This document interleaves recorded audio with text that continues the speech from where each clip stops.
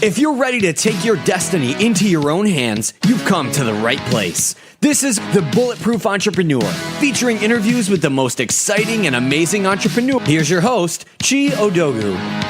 Hey everyone, thanks for tuning into the show today. If you love what you hear on today's episode of the podcast, go to iTunes and leave a review and a comment. It helps other great listeners like yourself find the show. And of course, you can always find more episodes of the Bulletproof Entrepreneur podcast at www.odogwu.com. And without further ado, on with the show. Hey everyone, welcome to the show. I have a great guest on the line today. I'm talking to Julie Broad. Julie is an Amazon overall #1 best-selling author. She's an International Book Award winner and the recipient of the Beverly Hills Book Award for Best Sales Book. She's an entrepreneur who has reinvented herself time and time again. She started out working right after college in Kimberly-Clark as a salesperson. From that, she started real estate investing and started training people how to do real estate investment, just like she was doing. She transitioned from that into becoming a personal brand and a sales expert, teaching people how to leverage their personal brands to create success for themselves. And now she's currently in Los Angeles, where she's launched a new venture titled Book Launchers, where she helps entrepreneurs and professionals build their brand and boost their business by writing, publishing, and selling high-quality books. I'm pleased to have Julie on the show today to tell us a little bit about herself, her business experiences, and of course, her new venture, Book Launchers. And in addition to that, the Bulletproof Entrepreneur is also bifurcating into a new podcast, which I just launched now that I've moved to Canada. I mentioned it in the podcast a while ago. So I'm now new in Canada for about a month now. And the new podcast is going to be GTA Business Titans. Julie went to school in York University in this area. So obviously she's going to be part of the second podcast with this episode. So I'm just pleased to have her to tell us a little bit about herself, her business experience, and her life. So Julie, welcome to the show. Oh, thanks so much. What a wonderfully comprehensive introduction. You've done your homework, that's for sure. I did a bunch of homework. So like I said, Julie, you've done a lot, man. You went a long way from, being an introvert, not knowing anything about sales, working in Kimberly-Clark, launching your own business, becoming a personal branding expert, teaching other people how to do to this new venture. So tell us a little bit, in your own words, how everything came about and came together. Oh, that's tricky. I mean, the big thing was that, when I started working at Kimberly-Clark, I really enjoyed it. It was actually really quite fun. Yeah. But I kept thinking it's going to be a long life of working for somebody else. Like it just didn't feel like something I was like really excited and keen to do. So I started looking at what else I was going to do and what other options there were. And that's really what got me into real estate in the first place. Yeah. And it's kind of a cool thing because what got me into real estate was a single book. And so this is kind of a theme, is a one book changed the course of my entire life. And so I always Rich Dad, Poor Dad. Me too. And a lot of people. And it's a big one for a lot of people. But for me, it was just, there was a couple key things. And one of them was that I wanted to get my money working for me so that I wasn't always working hard for my money. And then the other thing was realizing that, I had done some stock investing. I actually paid for my first year of college with the help of my dad doing some gold stock investing, but I felt like it was lucky. And so I didn't feel like I could repeat that. So I didn't want to go down that road, but I knew I couldn't start a business when I was going to go back to school, which was my plan. So I got into real estate because it seemed like something I could do and it would run in the background, so to speak, while I did other things. And it was all kind of Rich Dad, Poor Dad that opened my eyes to those things. And so one of the things I'm always telling people is, your book could be that one book that changed somebody's life. So a lot of people are always wondering, well, should I write this book? And, is my story matter? And, you could have that book that changes somebody's life, which is really cool. But yeah, so I got into real estate at that point, but it wasn't, my focus wasn't real estate investing. It was just kind of that backup plan. Okay. And then that's when I moved to Toronto. I was in Vancouver at the time. I moved to Toronto to do my MBA and I did real estate and finance, which is funny because if you look back, I actually was always a creative. I was a writer. I was more interested in that kind of thing. But somewhere along the line, somebody said, oh, you don't make money writing. And so I went to business school and took numbers, which I don't like at all. But tell me about it. So it was a long detour on the path where ultimately I woke up one day and went, well, what am I doing? I'm working really hard building somebody else's company and not enjoying it. And so that was kind of the day I quit and went full time into real estate. Okay. And real estate led to the books. Because we made some really big mistakes. And when I say we, I'm talking about my husband. But at the time, we were boyfriend and girlfriend. I somehow managed to convince him to go down the crazy road of investing in real estate with me. And then he actually really liked it. So the two of us went a little gangbusters. And at times, we were buying a house every single month. Wow. So it was crazy. But all of that led to lots of problems and stories. And, for the Toronto folks, the one that's close to home is we ended up having a house in Niagara Falls that was deemed a crack house by the local papers, and we had a property manager that got charged with manslaughter. Yeah. And so it was really quite horrible, but these stories were actually great lessons for other people because what happened was largely preventable. Yeah. And that's really what drove me to write my first book. And that first book did so well that it led to a lot of people asking me for help and me getting into that creative part that I've always loved, the writing and the storytelling and all of that. So it's a very long journey to get to this place where I am today, but helping people write and publish and sell their books is kind of a culmination of all my experience in my entire life coming together. Nice. I love that. So you mentioned a lot of things here. I know. Tell us a little bit about the mistakes you were making in real estate, because right now the Toronto, real estate market across Canada is hot right now. I don't think the situation you had when you were investing is the same today. People are getting priced out of the market every day. So tell us some of the mistakes you were making and how you overcame them. And of course, that story about, your building manager punching somebody and being, charged with manslaughter. That must have been terrible. But I also know at one point you had to move back in with your husband when you guys were newly married. This was around 2008, I believe, during that whole recession period. So tell us a little bit about those real estate experiences, the challenges, moving back after being a professional investing, what was going through your mind when you felt you had failed and all that stuff, and how you came out of that. A lot to unpack there. Yeah. The first thing I'll say is that everybody always thinks that this market is different, but 2006, 2007, the market was incredibly hot. Yeah. And we weren't doing deals in 2007 because we were getting priced out of everything. Nothing made sense. So it's funny, when I hear people say, oh, it wasn't like what it is now. I'm like, actually, it was exactly like that. And then everything crashed. Wow. So I'm not saying that there's a crash coming, but it is a cyclical it's a cycle, thing. Yeah. And so, the properties that we bought at the time, like 2006, it took a while for those to be worth what they were worth when we bought. But it's okay if you're making smart decisions, which is what I talked about in my book. If you're bringing in enough rent to cover the costs, it's okay. And ultimately, that's a lot of the lessons that I shared. The whole story that you were alluding to was kind of that moment in my job when I realized I just had to quit. And what had happened was I was the vice president of sales and customer service for the company I worked for.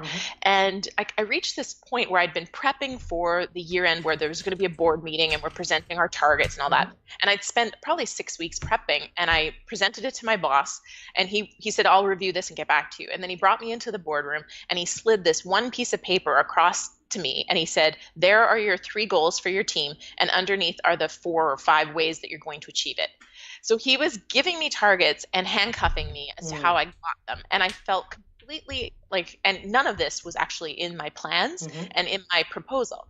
So I just felt like, it was a moment of misery where it was just like, why am I doing this? Why am I working so hard to build somebody's company and they don't even believe in what I could do, even though, I'd risen to the position of vice president in less than 5 years.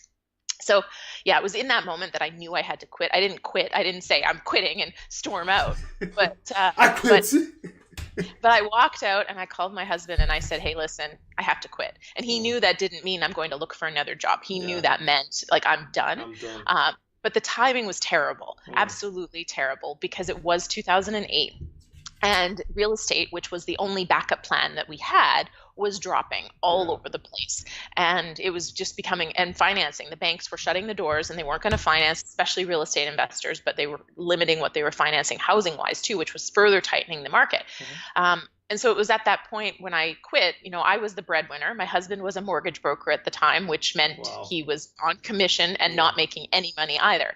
So for me to leave my job was not great, but, we kind of looked at each other and went, well, we do what we have to do. And there was this kind of saying I got from Keith Cunningham, who's a business mentor. And he said, you can, if you have to make a cut, are you going to cut with a butter knife or are you going to cut with an axe? And, it was just thinking like we could stay in our house, but it was going to be like a slow bleed with a butter knife, right? Like we were just going to be really uncomfortable. So we said, nope, we'll turn our house into a furnished rental and just chop it off with an axe basically and move in with my parents.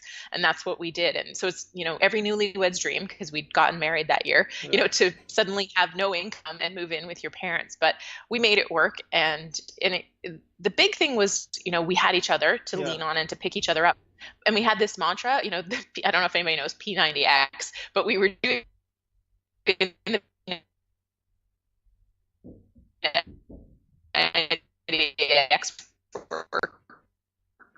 DVD in the machine. That's what we always just kept saying to each other, in the low moments. It was like, just keep pressing play, just keep showing up, just keep taking action. And little bit by bit, big things happened. I love that. So that all happened. You started taking slow, repetitive action. Was this the momentum that got you guys out of just investing in properties just for yourself to kind of becoming a consortium and raising money for people to invest in larger properties? And then how did that lead to you training people to become real estate investors? Yeah, it's not a straight path. We'd already been working with investors at that point, but some of the investors it wasn't quite as sophisticated as we got or as clear as we got. We kind of just cobbled money together. And then we realized, we need to get very clear on who we want to work with, who's a good fit for us to work with, and then go from there. And it was through that, when we were really hustling and we knew we had to grow our portfolio and get capital to do it, that's when I started building the brand. And that's when I started it, because neither one of us, my husband's more social than I am, but neither one of us are comfortable with cold calling or, asking people for money, which is what we had to do. So I started building a very strong brand through writing for other publications, shooting videos for YouTube, and writing our own newsletter. And then I started finding opportunities to speak. And we also traveled all over the country for business masterminds, conferences. Like we did, we didn't have a lot of money, and we put it all into our network and our, getting coached and doing those kind of things. That we were investing heavily in ourselves. And it worked. We built a great network. We built a network of peers and also mentors that we could reach out to. And that ultimately, having that brand where people started picking up the phone saying, hey, I understand you're an investor and you're always looking for money. Well, I've got some money. I'd like to put it in real estate. So it started to reverse things where we were not looking for people. People were coming to us and we were evaluating whether they were a fit. And the book was a big part of that. So when my book came out in 2013 and it went to #1 overall on Amazon, it really changed things for us. Our training and education company, our workshops filled months in advance. Our mastermind groups were full. We were adding seats to those. And of course, we started getting calls from random strangers saying, hey, I read your book. Do you have any properties I can invest in coming up? So the book was a game changer. And not that I necessarily feel I could have written it earlier than I wrote it, but had I gotten on board and written it sooner, I think we could have grown quicker and sooner. And I'm glad. I'm really glad that I invested in that book. Not just the time, but I hired editors. I hired cover design. I did it exactly like it could be a traditionally published book, which is why it's on the shelves of Chapters and Indigo, because nobody can tell the difference between this book and a book published by Penguin. Nice. I love that. Yeah. One thing I got from that is that, the introverted nature of you, and your husband, although he's more social than you, led you to say, hey, I'm not going to do cold calling. I'm not going to be aggressive and put myself out there and be shouting and trying to attract business. And I think a lot of people listening to this podcast are that way. They don't have the gregarious nature to go out and be banging on doors and getting business, especially if the business is either struggling now or trying to go. So things like you did, writing articles, being on YouTube, do you think those strategies are going to work for local businesses or small businesses in and around the GTA area or anywhere else somebody is listening to this podcast, before we even talk about the books? Yeah, for sure. I mean, I think that that's what I've done to build book launchers, in Los Angeles. You position yourself as an expert, and when people have a problem that needs a solution, they'll go looking for the solution. And if you're there, then they're going to call you. But it does take a lot of effort. And this is the thing, like people think, oh, well, I put out, I did 10 videos on YouTube and nobody's watching them. You have to keep doing them. And you have to consistently do these things so that over time, there's a massive amount of content out there. There's a massive number of people who have heard your name, so that when somebody's saying, hey, I'm looking for somebody who does X, you're the first name that comes to mind. And that takes time. It's not something that's instant. It's hard because the quicker solution is to go out and hustle. And get out there. And so I think initially when you're starting out, you have to do both. And I did both. And it's uncomfortable, but if you want to survive, you have to do what it takes. And just know that as long as you're still consistently investing in doing those things that build your brand, you will over time find yourself in a position where you don't have to get out there and uncomfortably hustle anymore. People are coming to you. Great. And as we're talking about branding, I listened to one of the interviews you did. You have a magic formula for branding and being the expert at getting yourself out there. So let's quickly talk about that, and then we can transition into your new venture. I was actually just thinking about the magic formula last night, and I was going, do I remember what it is? and it's funny because this is what happens when you constantly creating content, and I've moved into a totally different space. But yes, okay, let's just see if we can. You probably know it better than me. Well, you have to show up on Google. You have to I'm an expert. Exactly. Your character. Yeah, the M is the one I'm trying to remember. So I remember the A is appearance, and so your appearance absolutely matters. People will make a snap judgment, and there's some great stories, I think, in my book, The New Brand You, where I talk about this woman in Las Vegas. So I went in for a foot massage, those little kiosks and stuff, and I'd been walking in at this conference, and I was as I walked in, she said, "Oh, Miss Successful Business Person, I have a question about my boyfriend's business." And I kind of stopped, and I was like, "What makes you think I'm a successful business person?" She goes, "Well, you are, aren't you?" And I said, I have a business. And she said, "Well, it's just the way you dressed and you walked in here with confidence." And I was like, okay, cool. And so I looked around and there was this woman walking by, and I said, "What about her? What do you think of her?" And she goes, "Oh, she has 3 kids. She's a soccer mom. She's here. She's going to let loose for a bachelorette party." And then another guy walked by, and I said, "What about him?" And she said, "Oh, he works in finance or insurance or something. He's here to let loose. You can tell, like, he looks like he's kind of stuck up, but he's got sandals on, so he's not here for work." And sure enough, he walked in, and he actually had, I think, an English accent, but he was there for a bachelor party, but he worked at like Prudential or some sort of a financial company. So she was making, and those were judgments fast, but she was actually fairly accurate. So you have to be very careful about the message you're putting out into the world with your appearance. So that was the A. Just knowing, like, it's not necessarily fair, but we inherently judge people, period. That was A. The G, as you said, was Google. You are who Google says you are. I think it's pretty widely known now. You need to make sure that you're managing your online reputation. The I was the expert. I am an expert in. And if you're just starting out, it's just doing the things that you need to do to build your expertise and grow your expertise, and making sure you're picking a small enough niche that you can be the expert. You can always widen it out later. The C was character, and this is both in terms of who you hang out with and the things you do. Do you do the things that you say you're going to do? Do you follow up? Do you show up? Those are all important. But the M, for the life of me, can't remember what the M stands for. Well, I guess they're going to have to go get your book on Amazon That's if they want to get the missing piece of the puzzle. Exactly. Yeah, there you go. So that's great. And now you've transformed yourself again into booklaunchers.com. You're the president of booklaunchers.com. How did booklaunchers.com come about? I know you talked about writing the books and whatnot, but what was the specific problem you were trying to solve with this company?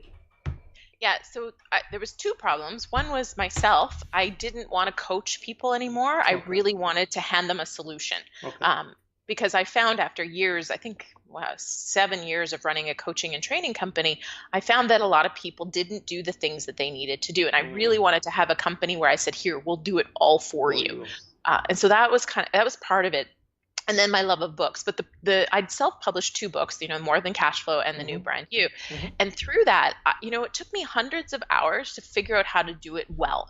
Again, I wanted to do this just like it was being traditionally published. So I wanted to, I had to hire all the experts to do all the pieces, like the editing, the layout, and it was a real pain. So besides the fact that I actually had to invest, almost $10,000 in each book, which was fine, but it was the time to hire the people, to figure out who's the right person, and then figuring out how to get distribution and all of that, plus the marketing. I just kept thinking, why does nobody do this? Why isn't there a company that does it from start to finish? And I found companies that would do the marketing. I found companies that would do the editing, but there wasn't anybody that was helping you from start to finish. And the big kicker is that if you don't plan the marketing before you start writing, you're going to have trouble in most cases selling your book. Wow. So why wasn't anybody helping people from start to finish? Because the end, starting with the end in mind, really. No, and that what you just said now just brought me to thinking about how movies are launched and they become popular. Like right now, Black Panther is the hot new movie, and I'm just thinking, as soon as it was released, everybody started seeing interviews of all the actors on almost every channel simultaneously. So that means that this was already lined up months ago. So that once they say, hey, the movie's coming out next week, every content they had already built up to get people to say, hey, let me go watch Black Panther. I could not go on YouTube for days without seeing something about Black Panther from everybody. That's what forced me to go watch the movie. So that's very clever that you would say, you have to apply that process to writing a book, because people think, okay, let me sit down, write my book. When I finish, look for somebody to market it, or maybe do ads or something like that and try and get the book out there. Yeah, I had a lot of people. So, because my book did so well, I ended up helping a lot of people on the side. And even as I moved into the branding space, helping them with their book. And one thing consistently kept coming up was people with a finished book, they would put it on Amazon and it wouldn't sell. And as we dug into it and tried to figure it out, it was very obvious that they didn't have a hook. Their cover wasn't positioned well. They just hadn't thought through how they were going to sell it before they created it.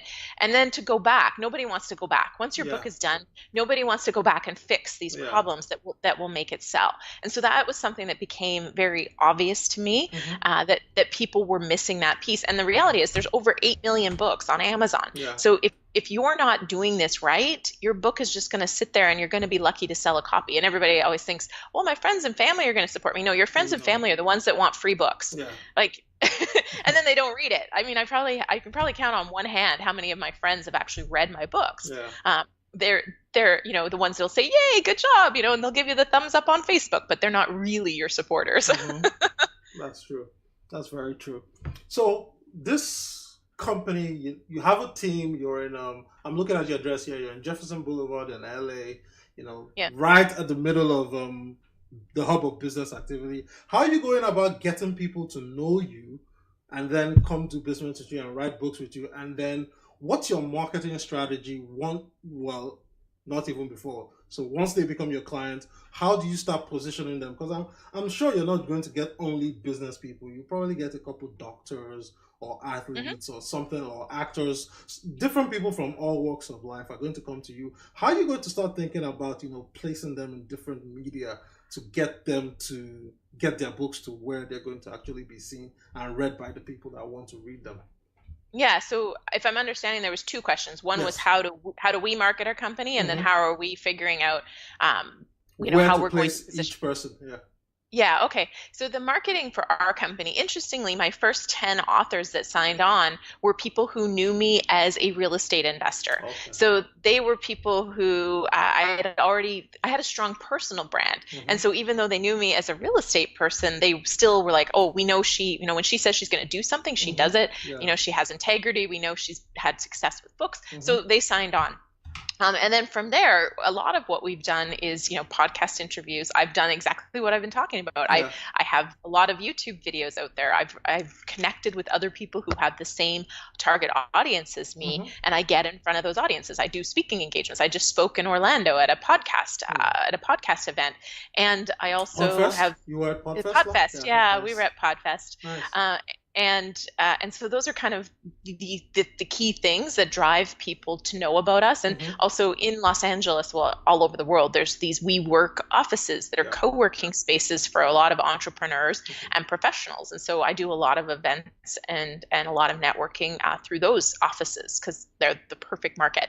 So it's always figuring out where is that ideal person. And like I said, in the beginning, it's hustling. And that's what I'm doing a lot of right now. I'm building, but I'm also doing those pieces that will build the awareness. So I don't always have to be out there in my less that zone that's not that comfortable for me. I know is important.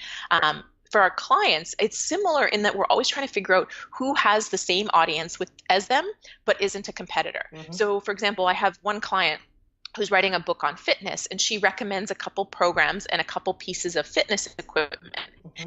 So we're going to contact those companies and see they have newsletters because her book is a third-party recommendation of these programs and these services. So they might promote her book in the newsletter. They also might be bulk buyers. They might take a look at her book, oh, this is awesome. We want all our clients to have a copy, and they might buy it. So that's a really strategic way to move a lot of books really fast, especially if you don't have a newsletter of your own or you haven't built a strong platform already, is figuring out how can we do that. And by the way, that's also why it's really important to think about marketing before you write your book, because initially she wasn't mentioning a company name. She was saying there's some, this equipment does this and this and this, but she didn't mention the company name. And I said, well, if you mention the company name, we might have more marketing opportunities, right? And so it's very important. She didn't want to alienate other companies, but at the end of the day, by putting a stick in the sand, she now opens the door for them to support her book where it wasn't open before. So it's really, really important, but that's really key. Like that's kind of the biggest, fastest way to get your book. Of course, social media is an option, but people don't buy books from a social media recommendation very often. Like you probably have 1,000 people posting on it before 2 people buy a book. Like it's a really slow trickle. So you want to go for the high impact, where can I get the most and from the least amount of effort, and those kind of situations that we're looking for the most part. We look for podcast interviews, and we put together press kits, and we do some of that stuff. But the real mileage that we're going to get big results for our clients is those kind of strategic partnerships. I love that.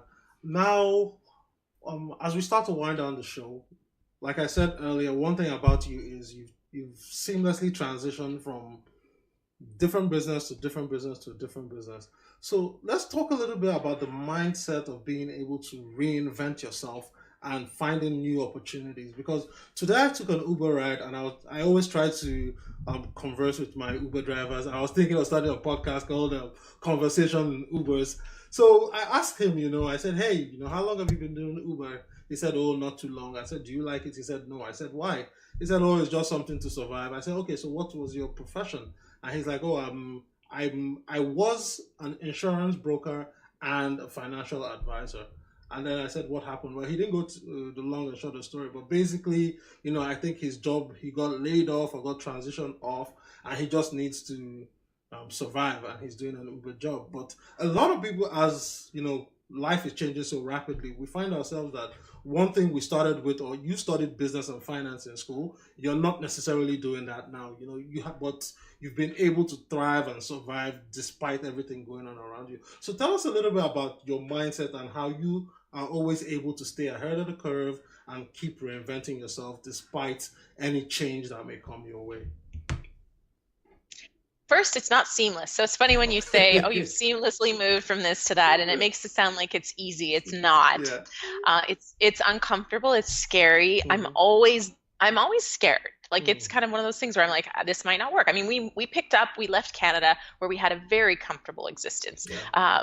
We didn't have to work very hard and the money was coming in, and we basically picked up and moved to a country where we didn't know very many people. I mean, something I'm sure you can relate to, in a city where we don't have friends, we don't have family, we don't have support. And we did that with the baby. So everybody said we were absolutely insane. Like we just had a son after it's 5 weeks. We was 5 weeks old when we got our visa and moved down to the States. So, it wasn't easy at all. It was terrifying. And so that's one thing, is I want people to know, like I was still terrified, but I did it anyways. And I think the mindset, there's two pieces to this. One is that once you've done something that you're proud of, that and you can look back and you can go, man, I was scared. I didn't know what I was doing. I didn't know if I should put money into this. I didn't know anything, but something inside of me said, this is what I need to do.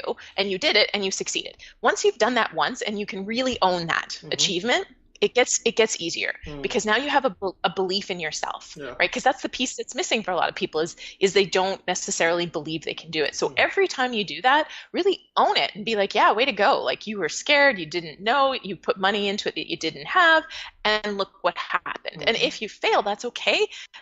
Learn from it and go, okay, what am I going to do different? Just because you have a setback doesn't mean you can't learn from it and get the same thing, because we've definitely made mistakes. And that's what the whole book was. My book did so well because we made mistakes and they were horrible and we learned from them. So I always say now, I'm like, if something's going wrong, I'm like, oh, this is going to make a good chapter in my next book. And that's how I approach it. I'm like, ooh, where's the juicy learning that I can take away from this so I can be better. And that's kind of the two pieces that I think are really essential, is believing in yourself and really owning when you achieve, but also owning it when you fail, because both of those things are what propel you forward. Nice. I love that. So as we're still on book launches, we were talking about your giveaway that you have on your website. So it's 8 ways to sell 1,000 copies of books for $100. So tell us a little bit about that, and then tell us what people. Just tell us about that first of all. Yeah. So as I mentioned, my first book went to #1 overall on Amazon. So I'm talking like it was ahead of Dan Brown, ahead of the Game of Thrones series. #1 overall is a print book selling for $22. Because I think a lot of people, everybody says they're #1 Amazon bestseller now, because that's some sub category. Sub niche. Exactly. And so this was overall. I sold thousands and thousands of copies in a few days just to get there. And so this book, the game selling, or the book, the game plan, the book selling game plan, there we go, is exactly the things that I did to get my book to sell. And the best part is I spent zero money on marketing. I didn't spend any money to get my book to that point. Later, I paid for PR. So I did do some PR, but that was actually months later. So that's what the game plan is. It's the exact ways that I use to sell thousands of copies of my book and stay in the top 100 overall for 45 days. So you can get that at booklaunchers.com/sell books. Okay. And on the topic of books also, writing a book is one of the most difficult things a lot of people say. So what's been your process of writing and producing best-selling book after best-selling book? So my process was atrocious. And so I don't actually get our clients to work with my process because it was terrible. What I did was I brought on an Emmy-nominated writer who is spectacular, and he works with clients to develop an outline. And it's not just any old outline. It's a juicy outline that's going to create a great book. And so it does two things. It gets the author excited about their book. So they're excited to write it, which is important. And the other part is that it's going to position the book to be much easier to sell. With a great outline, it's much easier to write. And so I'm actually working on a third book, and I'm working with our writing coach. And now if I only have 20 minutes to write, I just pull up the outline and I'm like, oh, okay, that's the section I need to work on. And I can hammer out so much more in an efficient manner. It also allows for people who hate writing to speak it and get it transcribed. Without a granular outline, it would just be nonsense. You'd just have random ideas that you'd have to really, really work through. So a great outline is the secret. But we also have ghostwriters because ultimately there are some people who won't write, hate writing, can't write. And so we have ghostwriters who will take existing content and they'll massage it into a book, or we have a ghostwriter who will literally write your book from start to finish, just interviewing you to fill in the gaps. Okay. And does the ghostwriter get credited on the book also, or no? Okay. No, it's still your book. I mean, at the end of the day, the ghostwriter couldn't write your book without you. Yes. The ghostwriter's just, I mean, if the somebody ghostwriter put is writing. Just doing it's putting words, and they're interviewing you, so it's still your expertise. Yeah. It's kind of like, I always think, because I'm a real estate investor, I always think it's not like if somebody swings a hammer on my house to fix it or even to build it, it's not like they're the owner, right? It's not their house. It wasn't their vision. It's still my house and my vision. So I see the ghostwriters really as the same. Some people do give credit to their ghostwriters, but really the way we're working this, the ghostwriter is just a tool to get your done. Nice. I love it. And as we start to wind up the show, I have just a couple wrapping up questions for you, Julie, before I let you go. So the first question is this: what are some of the books, tapes, messages you've already mentioned? Rich Dad Poor Dad. I know one of your favorites is Pitch Anything by Oren Clark. You really did do your homework. I'm impressed. Yeah. So apart from those two, what else have you consumed or leveraged to help you become a better entrepreneur? Lots of stuff. I mean, in the early days, I read everything by Michael Masterson. Okay. But I mean, early days, like early 2000s. More recently, Kevin Hogan has played a really big role in, he's got lots of great books on psychology and persuasion. And anytime he has an event, I'm always there because it's always cutting edge. He always goes into the research, like the what's happening right now in influence and persuasion research. And so he presents those kind of things in a manner of how do you apply it in business. Yeah. So he's brilliant. I've spent a lot of time with him, and he's played a big role in what I do and how I do, pretty much everything. Podcasts, I've really gotten into podcasts lately. And I love James Altucher. He's got a wide variety of guests, and they always cover. He digs in, he never lets somebody get away with that surface answer. And so I really like that, and it helps pick you up, on those days when you're kind of like, what am I going to do now? I'm a little stuck, and I really like that too. Nice. And in terms of advice, so you've got way ahead of the game in terms of entrepreneurship. Like I said, you're in different industries. So in terms of looking back on your career, if you could go back and advise yourself when you were first starting out, what would you tell yourself to do or to watch out for? This is always a hard question because I'm really grateful for every experience. And if anything was different, I might not be where I am today. So it's tricky, right? Because I'm, as much as I think I went all over the place, it's created who I am today to be the perfect person, I think, to do the business I'm doing. That said, if there was one thing that I might try differently, so, you had an option to, let's see what happens down this path. I wouldn't have gone to university. Oh, wow. I would have sought out a mentor and even paid them what I would have paid. I would have sought out somebody who was doing what I wanted to do, which was, build a business that could impact and help people. And I would have paid them to learn from them and work, even work with them and really absorb so I could launch into entrepreneurial ventures sooner, if that was one path. But again, I'm really happy with where I've ended up. So I don't know if I really do want to change it. But university, especially the MBA, not necessarily undergrad, because I didn't know who I was then. But really, doing my MBA, I would go back, and that would probably be one point where I would take a different path. Yeah, and I completely agree with you, because I know even when I was doing my master's, the same issues you felt you experienced, I experienced also. This was almost 2008, 2009. So they'll tell you, oh, wear this suit, go to this interview, use the jargon and everything. And it was just like, by the time I ended up getting the job after the master's, I felt like, you know what? I don't think this is what I actually had dreamt of doing, I didn't dream of coming to a cubicle to sit down and just do the Excel work and then go back home and come back and do it again. I dreamt of doing like we are talking on the podcast now. I dreamt of doing different things, and I know different people have that, but when you have debt and you have liabilities coming out of school, you find that you actually need to take those jobs so that you can lay those debts down. So I think that is the biggest problem, because if you have to go into debt to get an education, to get a job, to pay off the debt, there's something wrong with that cycle. Yeah, it's not. I mean, it's fine if there's certain careers you want, right? Like if you want to be a dentist, exactly, a dentist, a doctor. Yeah. But if you know, and in your heart, you're an entrepreneur, you know what? It's going to be a rough couple of years getting yourself started anyway. So why saddle yourself with debt? Just go out and start doing those things. Yeah. And it's tough. Like we moved back in with my parents, but I could have been moved back in with my parents, 4 years or 5 years prior to that and slugged it out a lot sooner and, gotten to where I might be happier, because that's ultimately, what I think most people want is to be somewhere where they feel fulfilled and happier. And, they obviously need money to be living on to do that. But yeah, I think it's going to be a slog no matter which path you take. And people see school as the easier path, but I see it as a detour for a lot of people. Yeah, true.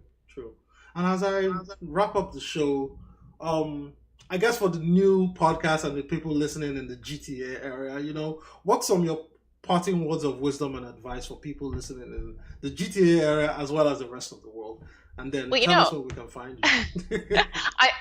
So two things. One is my mantra or my saying is the missing piece is always action. Okay. So, just take action, because it's never clear and it's never going to be all green lights. So you just got to go. That's one thing. And then specific to Toronto, what I will say is the GTA, I think, is one of the most phenomenal markets in Canada to be an entrepreneur.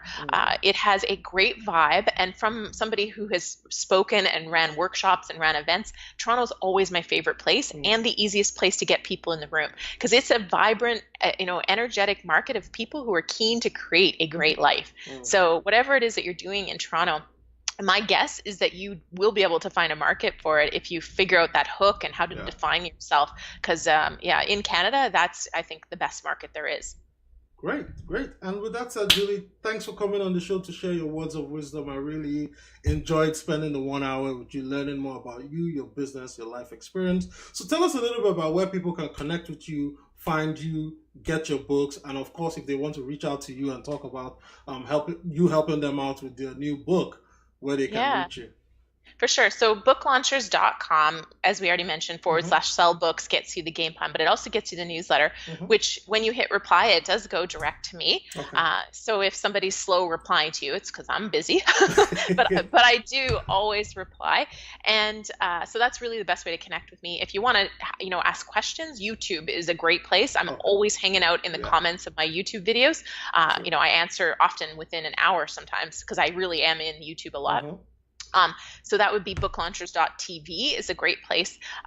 And then I was going to mention something. Oh, the books. Amazon. Just go to Amazon, Amazon.ca in the States, and just search my name, Julie Broad. Great. And I'll put all that in the show notes once this episode is ready to go live. So thanks a lot for coming to share your story, Julie. I really appreciate you taking the time to teach us a little bit more about being a better entrepreneur, running real estate ventures, and of course the art of writing, marketing, and publishing books. Yeah, thank you for having me. It was my pleasure. Hey everyone, thanks for tuning into the show today. If you love what you hear on today's episode of the podcast, go to iTunes and leave a review and a comment. It helps other great listeners like yourself find the show. And of course, you can always find more episodes of the Bulletproof Entrepreneur Podcast at www.odogwu.com.